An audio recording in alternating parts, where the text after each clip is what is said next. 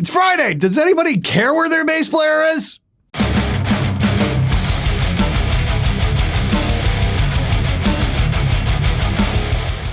Hey everybody, welcome to SMG Viewers Comments episode number 244. Fast approaching episode 250.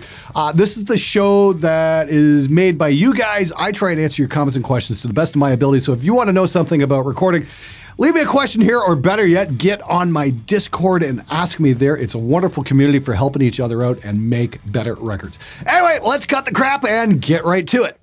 To say amp sims are better than real amps is like saying VR porn is better than real sex. Cries in the corner. Yeah, I think you got a point there, my friend.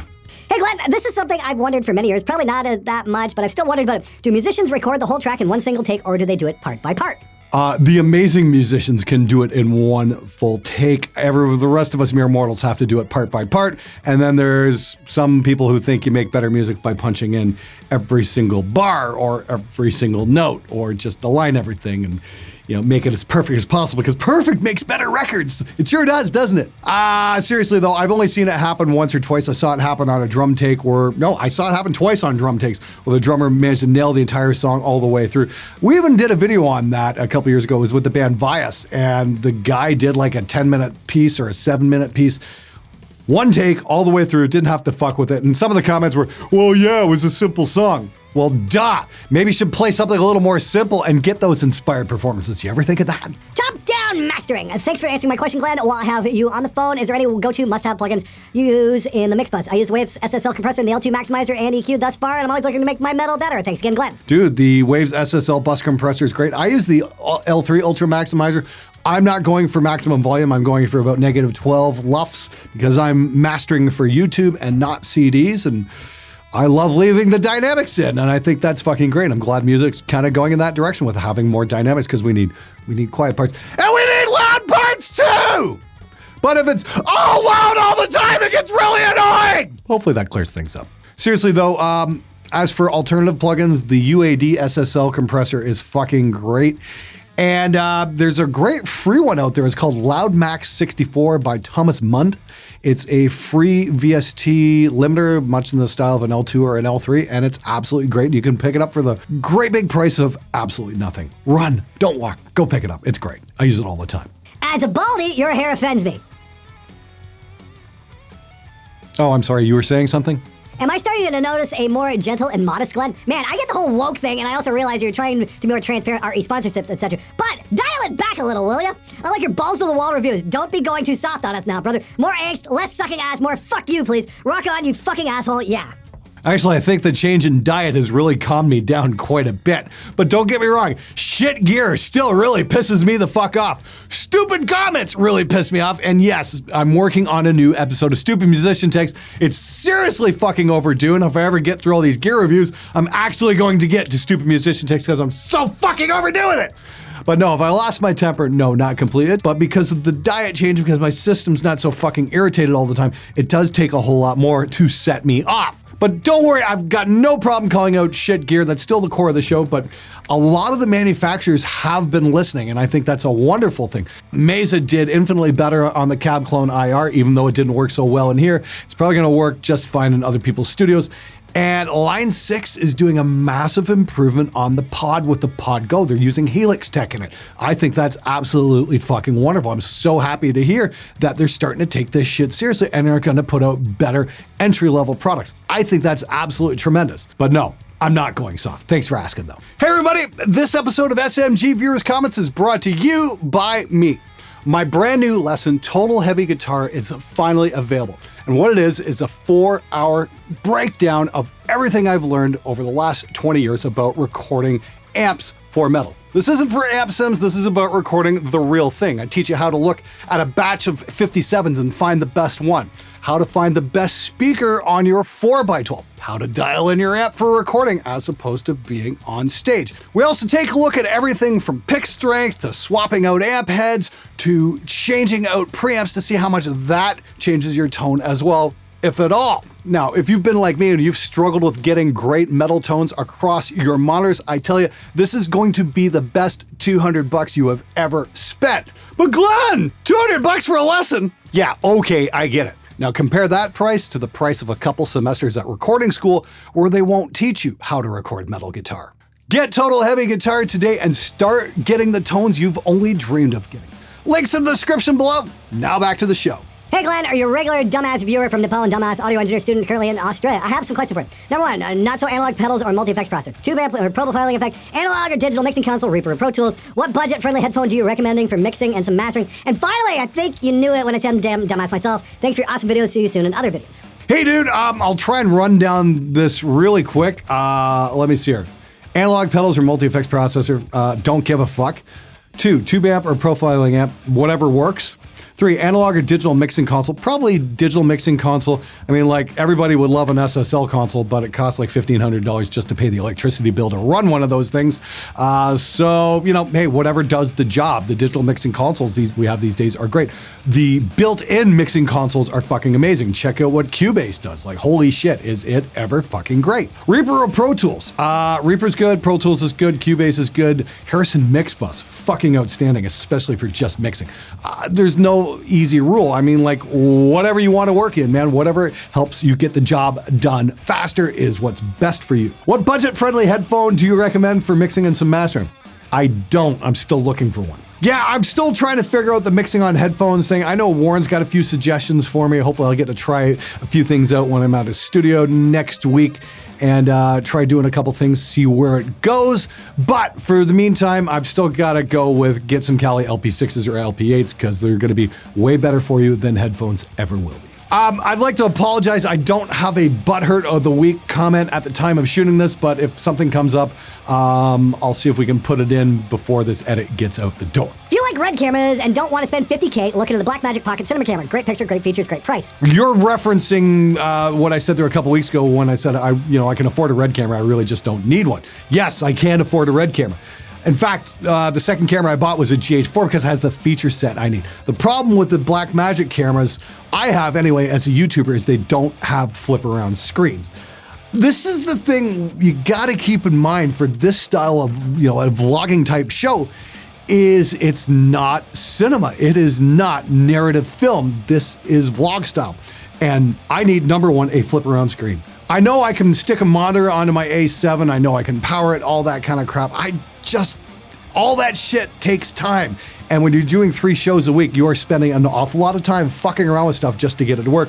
Whereas a flip screen is a 2-second fix and works every single time. That's why I went with a GH4 instead of a Red. Pick the camera that suits your needs for the job you're doing. That's the best solution. And if Blackmagic ever puts out a camera with a flip around screen, I'll probably buy one. But until that happens, I ain't gonna touch it. Glenn, stop down the aperture. You're blurry the whole time.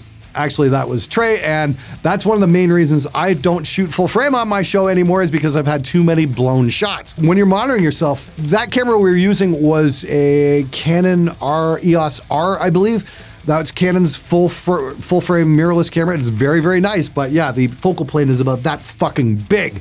And so it's very easy to miss a shot like that. That is another reason why I shoot micro four thirds, so I can get my shots in focus and spend less time dicking around and more time actually making content. Again, pick the camera that suits your needs. Glenn, I want to invest in buying analog gear. However, I really don't have the money to buy such gear. Would you recommend buying gear on a credit? What else could I do rather than saving up for months? Cheers from Poland.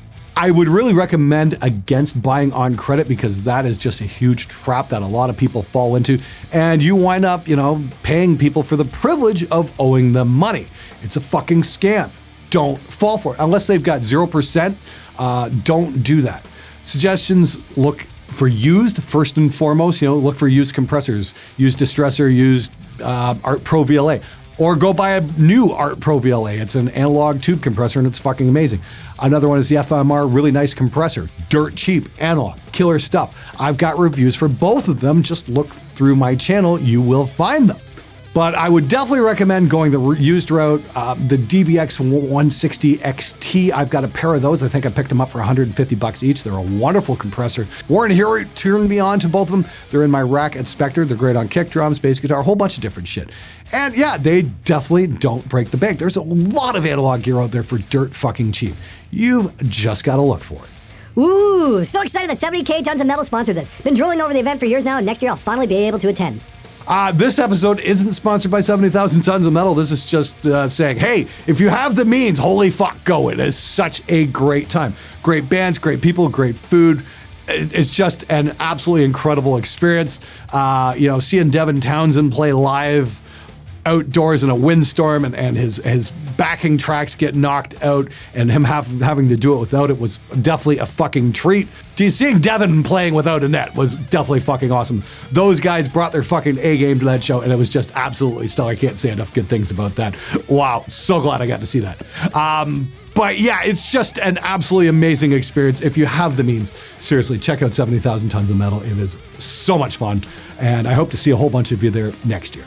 Dude, I had the exact same problem with gear from Toman that shipped with UPS and never got back to me in December. I called Toman's customer service and it took a long ass time and a ton of back and forth, but I have to hand it to them. They did their job and gave me the choice of either getting a refund or ship me the same gear through another delivery service. So yeah, expect to spend a lot of time on the phone or writing emails, but in my experience, Toman does their job when it comes to this kind of stuff. Of course, you're referencing the case of the missing drum mics I did in a show a couple weeks back and called out UPS and Toman for that. So glad to hear that Toman stepped up and did the right thing for you. That's fucking great. I mean, like, I've been shouting out Toman for a very long time on this show, and that just really makes me feel so much better to hear that, yes, they're going to do their job. They're going to step up and look after their customers. Now, on a personal level, I can't recommend them enough. They're just absolutely fantastic and wonderful people to deal with, and it's so cool that they will go the extra mile and track down your missing package and find it for you. So, Toman, well done. So glad to hear it. And just remember, guys, bear in mind, when you're ordering from Toman, they've got a flat rate for like 30 kilos for $50. So you can literally put a pack of mics and a whole bunch of other crap into the same box and get it all for one flat rate shipping fee for like $50. It's fucking amazing. It's one of the best deals out there, especially if you want to get your hands on, let's say, like a Harley Benton 2x12 vertical one. That will fit in the box and you can probably throw a guitar in with it too, and it won't cost you any more money. Seriously, killer deal.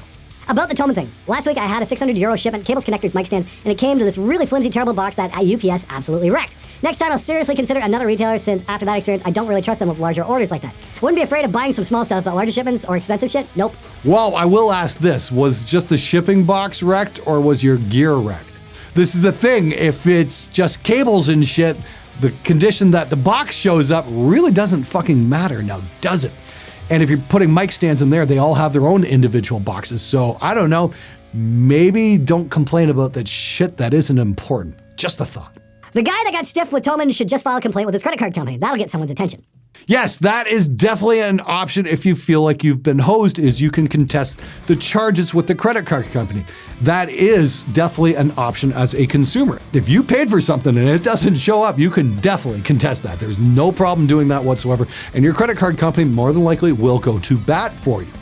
You know, I had the exact same issue with Ace Rent-A-Car there a couple weeks back, where I rented a car through Hotwire, showed up, and they wanted to throw an extra $700 in fees onto my rental because I was a Canadian citizen. I'm like, this is a total fucking bait and switch. They're like, oh, haha, you have to pay for it anyway. And I'm like, no, I don't, because that's fucking illegal. And so I called up my credit card company and they're like, yeah, you've got a legit case here. They can't take you on a bait and switch. It just doesn't work that way. It's against the law. Don't be afraid to call your credit card company if you are really pissed off. You do have that as a fallback, and you should absolutely do that if you can't get any satisfaction from either the shipper or the shipping company. I use a Helix. I love the Helix. If I was in your studio and you said, hey, you are using the Plexi model, here's the real thing, and well, I'm gonna plug it into the amp. Would not want to haul the thing around to a show though. You know, that is one thing modelers do have a serious advantage over. Real tube amps weigh a fucking ton, and they are a pain in the ass. I remember my good buddy Steve Chason, the guy who helped me build Spectre back in Windsor, he used to play an JCM 800 back in the day when he was in a thrash band, and yeah, he'd always complain about how heavy the damn thing was. And he was always looking for a lighter amp, so there is that. The Helix, the Axe Effects, the Kemper, they've all got that advantage of being way lighter and way easier to bring to gigs, and you're gonna get the same sound every single night. So yes, serious advantage there, no argument. The bullying shit has got way out of hand. You are right. No one knows what it means anymore. The school my kids go to has anti-bullying stuff all the time. But if I laugh at them for tripping over a shoe and have to yell at them to stop doing something stupid, they say, stop bullying me. What the fuck is school teaching them about bullying? A bully beat your ass and took your lunch money. But now if you cut a loud fart in class and everyone laughs, they are bullying you. Look, I get it. Harassment and bullying is definitely a thing. And if you don't do something about that, you wind up getting Columbine, and nobody fucking wants it. But there's no point in raising a generation of dish rags either. Kids have to learn how to stand up for themselves at one point or another. Otherwise, they're just gonna crumble anytime they face adversity. I don't get adults claiming they're bullied. Once you're off the playground, you can't be bullied. Glenn is flaming in the comments, and I take it as a compliment. My idea has been worth a response. I don't get mad. Glenn is cool, and I respect what he says. If you're someone who can't exchange ideas, that's just plain pathetic. I can agree with that to a point about, off the playground thing. The problem is bullying can happen in a workplace too. And that can cost people employment and careers and that sort of thing. So I definitely agree with anti-bullying policies in schools so you don't get Columbines, but I also agree with anti-bullying things in a workplace. Because if you're, say, stuck on an assembly line, if you've got somebody consistently bullying you day after day in and out, that is going to drive you up the fucking wall. So there is that to keep in mind. The other side of that argument is grow a fucking set of balls and a thicker skin and just fucking deal with it, because life ain't a bed of roses at all times. I am bold. I shave my head because there isn't much more that could grow. Have a beard and play bass. So I am the one who fitted Glenn's spectrum of comrade mockery in every way. I never feel like bullied or offended by Glenn. He is highly informative and hilarious videos. They always give me a good laugh besides some really useful information. Greetings from Germany, and fuck you, Glenn. Hey, Cog and Basses, I think it's bald, not bold, but hey, whatever. Who's counting? You play bass, so we'll let that one slide. Anyway, thanks so much for watching. Thanks for subscribing. Be sure to leave a comment below or a question. And most of all, get on the Discord and come learn how to make your records better. And until next time, get out there and make some metal, you magnificent motherfuckers.